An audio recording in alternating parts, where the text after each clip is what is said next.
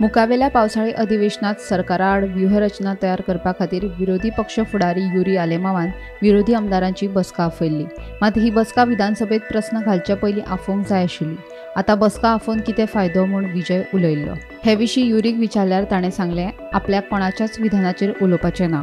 विरोधी आमदारांची बसका आपोवप हें आपलें कर्तव्य। आमी एकठांय येवन भाजपा आड झगडपाक जाय म्हूण युरी सांगता।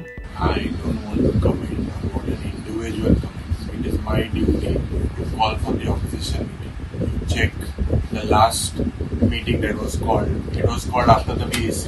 You check before that what was called.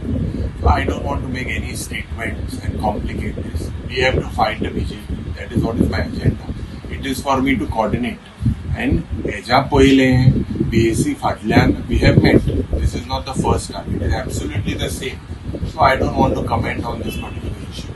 And I don't want to give the BJP an advantage. I don't know what is others' personal agenda.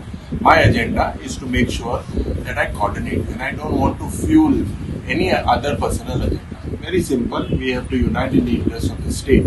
And if this particular